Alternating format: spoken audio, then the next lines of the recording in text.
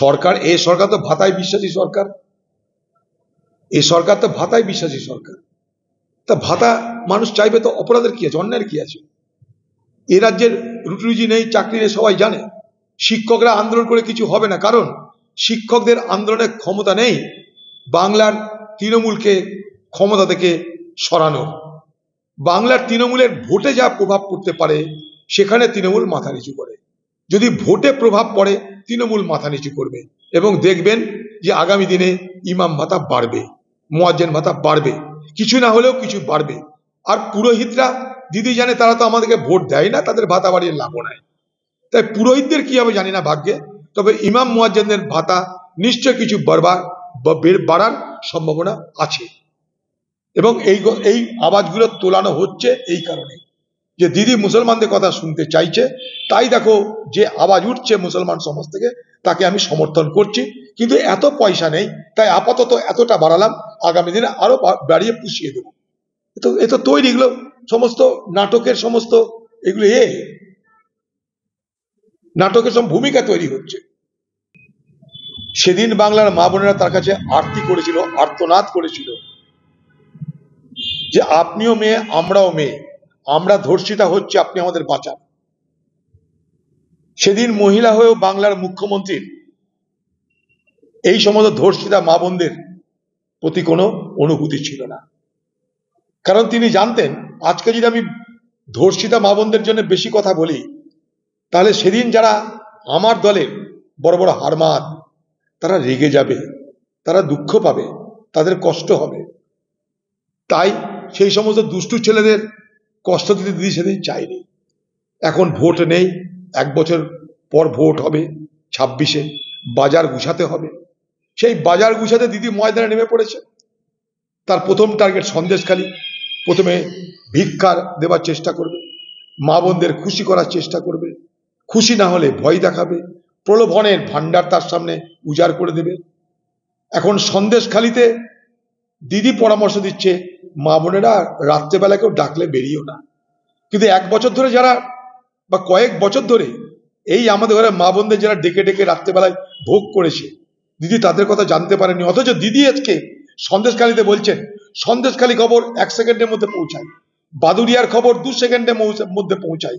দিদির কাছে বাংলার মা বোনদের ধর্ষিতার খবর আজও পৌঁছায় না।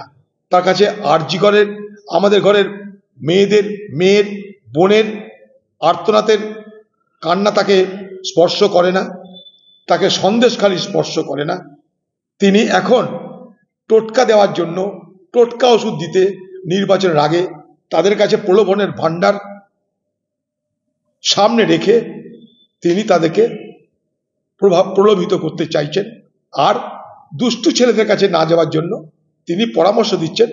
সন্দেশখালীতে আগামী দিনে মিষ্টান্ন তৈরি হবে, সেই মিষ্টান্ন নিয়ে দিদি দুষ্টু ছেলেদের খুশি করতে, তাদের মুখে মিষ্টি মিষ্টি মুখ করতে, সেই দুষ্টু ছেলেদের মুখ মিষ্টু করতে দিদি সন্দেশখালীতে নাকি আবার মিষ্টির হাব বাড়াচ্ছে। সন্দেশখালীতে দিদির দল, ওই এলাকায় দিদির দল কি করেছে না করেছে দিদির থেকে ভালো কেউ জানে না। এবং দিদির প্রত্যক্ষ মদতে সেই এলাকার মা বোনেরা ধর্ষিতা হয়েছে।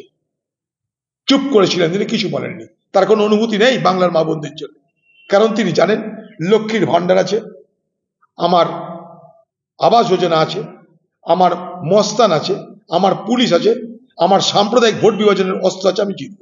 বাংলা নির্বাচনটা হচ্ছে একদিকে কমিউনালিজম, একদিকে ওয়েলফেয়ারিজম, আর তার সঙ্গে সঙ্গে স্টেট স্পন্সর্ড হুলিগানিজম। অর্থাৎ বাংলা নির্বাচনে সাম্প্রদায়িকতা, বাংলা নির্বাচনে প্রলোভন, আর বাংলা নির্বাচনে পুলিশ এবং মস্তানদের যৌথ আঘাত, এই 3টে অস্ত্র। এর মধ্যেই তো দিল্লিতে পুরোহিতদের জন্য 18,000 টাকা ঘোষণা করে দিয়েছে কেজরিওয়াল। তো কেজরিওয়ালের পথপ্রদর্শক দিদি তো আছে এখানটায়। বহুদিন আগে, বহু বছর আগে শীলা দীক্ষিত যখন দিল্লির মুখ্যমন্ত্রী ছিল, তখন ইমাম ভাতা ছিল দিল্লিতে 10,000, মুয়াজ্জিন ভাতা ছিল 7,500।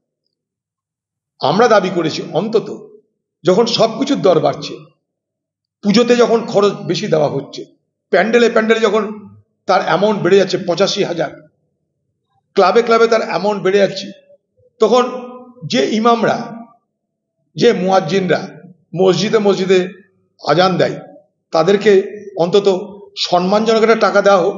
আমরা দাবি করেছিলাম 10,000 ইমাম ভাতা হোক, 7,500 মুয়াজ্জিন ভাতা হোক। আমরা দাবি করেছিলাম, আজও সেই দাবি করছি।